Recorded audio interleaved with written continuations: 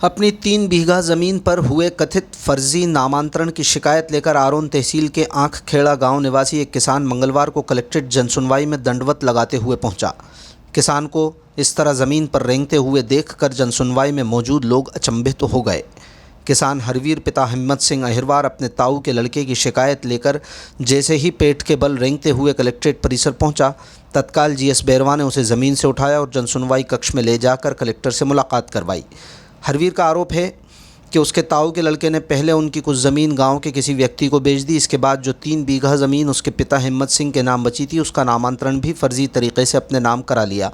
पीड़ित हरवीर का कहना है कि वो पिछले 4 साल से न्याय के लिए कलेक्ट्रेट और तहसील के चक्कर काट रहा है, लेकिन उसकी सुनवाई नहीं हो रही। इसी हताशा के चलते उसने ये अनूठा और भावनात्मक कदम उठाया। हरवीर द्वारा अपने पिता हिम्मत सिंह के नाम से दिए गए आवेदन में बताया गया है कि उनकी कृषि भूमि सर्वे क्रमांक 145/2 रकबा 2.718 में से 0.627 हिस्से का नामांतरण अभी तक उनके नाम नहीं किया गया है, जिसके लिए वो बार बार आवेदन दे रहे हैं। उन्हें पता चला है कि आरोपित व्यक्ति ने तहसील आरोन ने साल 2014 में ही उनकी इस ज़मीन का नामांतरण गलत तरीके से अपने नाम करा लिया है। हिम्मत सिंह का दावा है कि आरोपी उनकी वैध ज़मीन को अपनी बता रहा है और इस धोखाधड़ी के बाद भी उन्हें 4 साल से न्याय नहीं मिल पाया है। कलेक्टर ने पीड़ित की गंभीर शिकायत को संज्ञान में लेते हुए तत्काल संबंधित अधिकारियों को मामले की जांच कर उचित कार्रवाई करने का निर्देश दिया है। बताएं, आज दंडवत लगाते आए हो, क्या कारण रहा? हमका कारण जो है सर, अपनी ज़मीन चाहना है। अच्छा, तुम्हारी ज़मीन कहाँ गई? सर हमारे ताऊ जी के लड़का ने फलवा लिया नामांतरण। कैसा क्या है?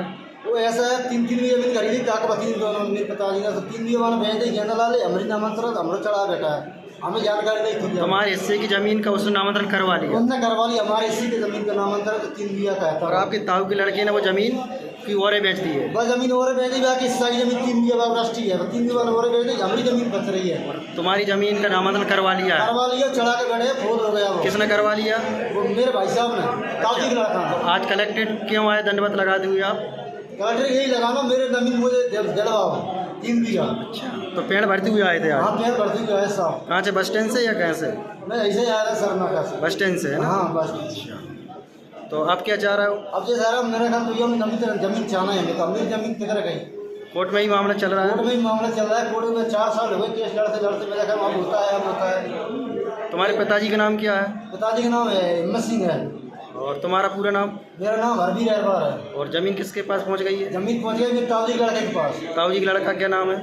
धरनाम। धरनाम? हाँ, वो फोद हो गया। अच्छा, और धरनाम के पिताजी का नाम?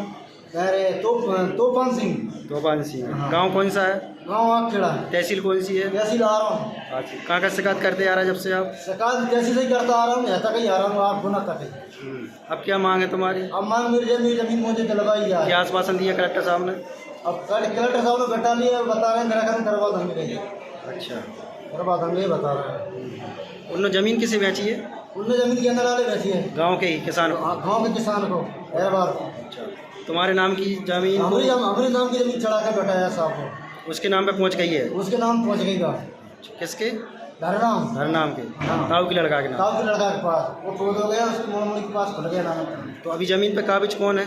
कोई नहीं, खाली पड़ी है साहब। जाते थे कहते मारेंगे काटेंगे, ये हमारी ये जो है फलाना ठिकाना अपना रहेंगे और तो काटेंगे। ज़मीन खाली पड़ी थी? खाली पड़ी है ज़मीन सब, जाने नहीं देता है। ये बात है, हम लड़ेंगे तो मारेंगे। तो ऐसे इस तरीके से कलेक्ट्रेट क्यों आए जन सुनवाई पेड़ भरते हुए? कलेक्टर ये इसलिए आए, हमें थक गए, ज़मीन जमा में पैसा लग रहा है, थक गए। 2 लाख रुपये लग गए मेरे केस में। 2 लाख रुपये लगा? हाँ, अब बताओ क्या करें?